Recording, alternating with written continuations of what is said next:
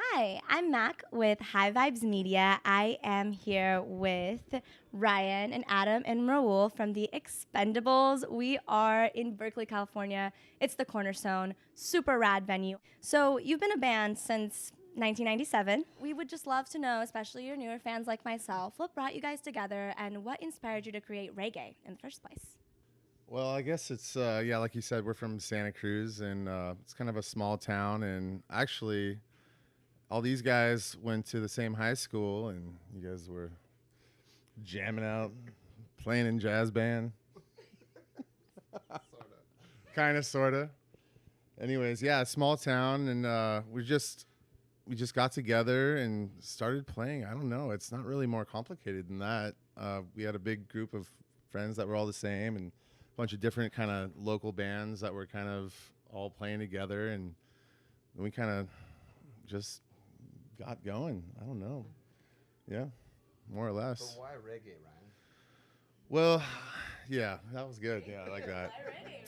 I like to say that we're the product of our environment in Santa Cruz, and it's like a surfy, stony kind of town, and reggae is obviously a part of that environment. And yeah, that and a little bit of rock and punk rock we kind of grew up on, and uh, I don't think we like picked any genre specifically. We just like playing music together, and that's just kind of what happened. I don't know. I don't really know how to answer that No, you got more it. than that. Does that make sense? That was good, I thought. Good answer. Yeah. All right. All right. All right. We did it. Good answer. Thank you. Well, that's amazing. We could definitely use more of a mixture of music out there, right? To get all kinds of people involved in the healing movement that this is. Awesome. Well, being a performer, I know that you guys don't do it alone, right? You have a team of people out there that put your show together. Do you want to speak a little bit on that? Dare we call them the Expenda team? We have an excellent crew that helps put the show on.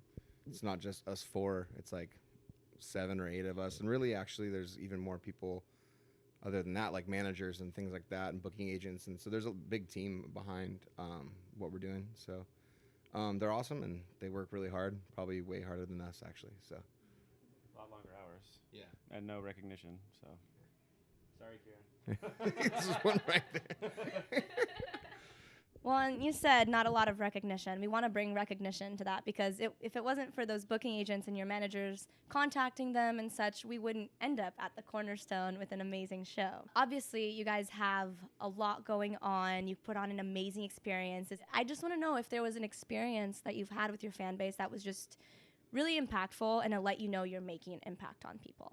I think for me, it's because we're really old now, so we got to the Facebook game late, but we started interacting with some of our fans on Facebook, and we've gotten messages from people that have lost loved ones and have said songs of ours were important to them and helped get them through a tough time, whether it was depression or the loss of a loved one. People in the military have sent us messages that we've kind of helped them out.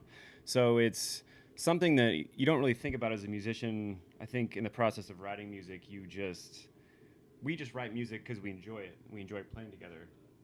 So at the time, you don't really realize that maybe potentially someday you could be helping out someone emotionally, and it's kind of a really nice feeling that sort of a nice happy bonus, for the music that you get to actually help someone out in their life. Well put, Raul. That was good. Yeah. That's what I was gonna say. Well, speaking of making a difference in people's lives and emotions and whatnot, you guys are moving beyond music, expanding. We saw you frolicking through some cannabis fields. Would you like to tell us a little bit about Expenda Farms?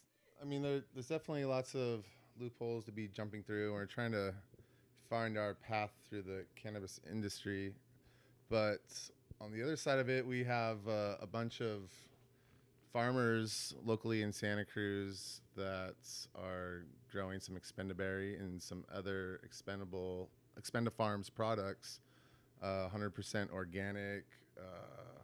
Yeah, it's important. Just water and sunshine and dirt. Not that's pretty much the idea. And alpaca poop. Well, Oh yeah, well, earthly things, but yeah, like things that aren't like.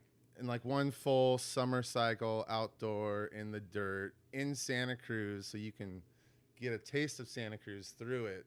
If that makes any sense. Yeah.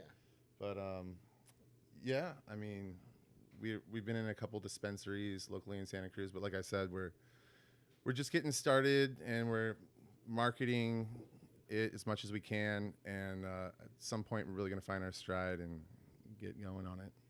It's a slow process.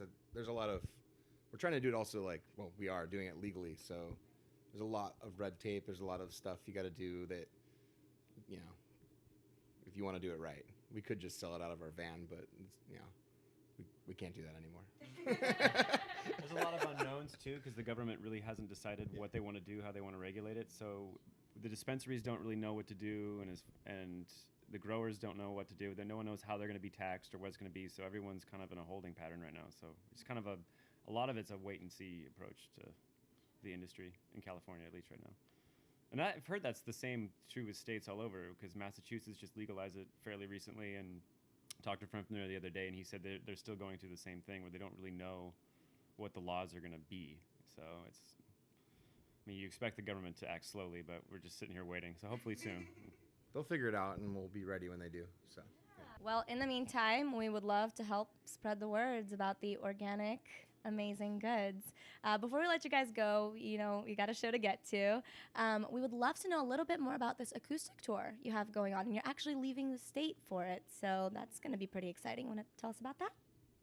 Yeah, sure. I'll start off with just saying that, you know, we're recording our second acoustic album. We're wrapping it up, and we've got about 8 or 9 dates, mostly in the Northeast, Chicago and Nashville, a couple spots at this venue called City Winery. They're a chain. So at the end of November, we'll be hitting out on the road and getting our acoustic licks in and trying out this new venture with live performances acoustically, because like we were talking about earlier, we've kind of messed around with it a little bit, but now we're going to focus on it a little bit more and have some fun with it.